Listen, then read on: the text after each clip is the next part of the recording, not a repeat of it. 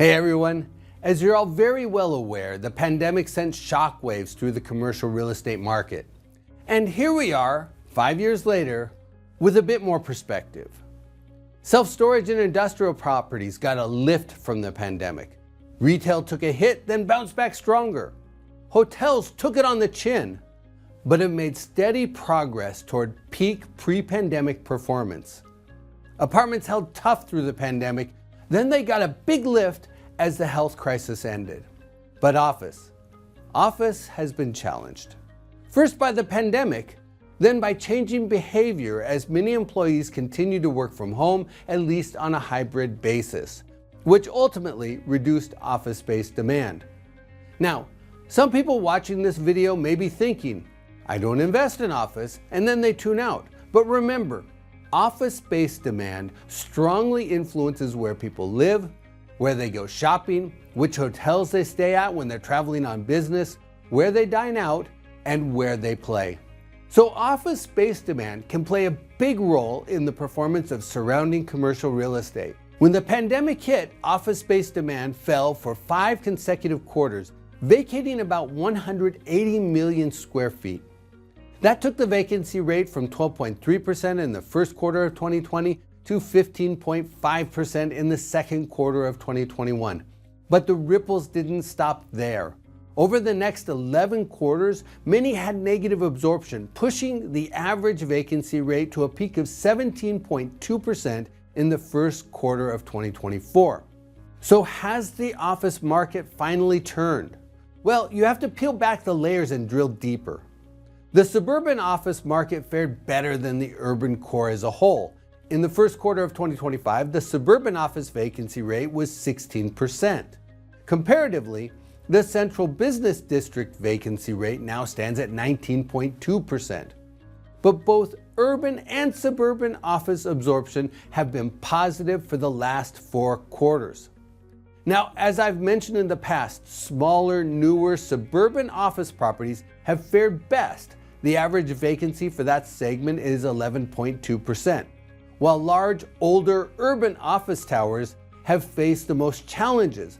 That vacancy rate is currently 26.7%.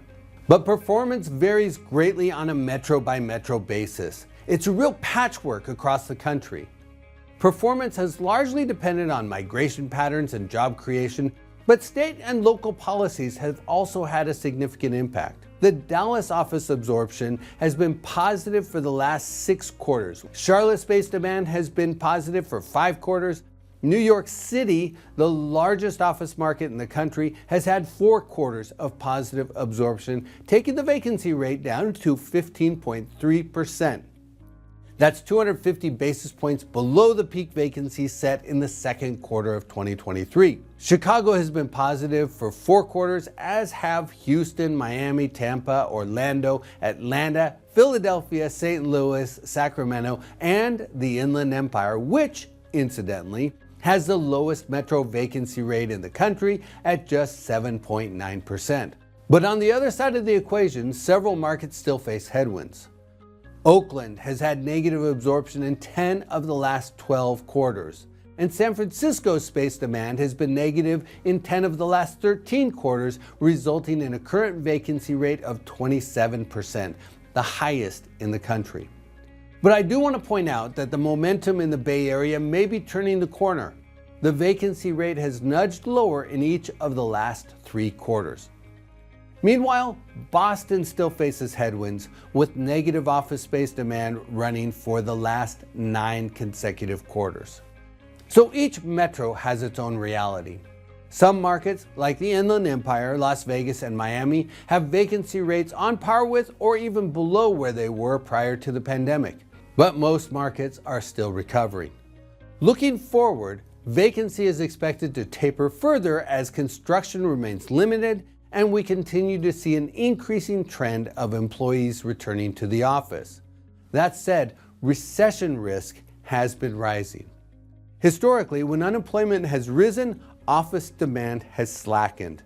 But this year, it's possible that rising unemployment could drive more employees back to the office, actually lifting space demand.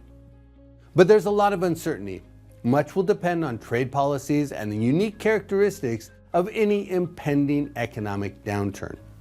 Our baseline forecast suggests modest gains in space demand this year, but a lot of the variables are still up in the air.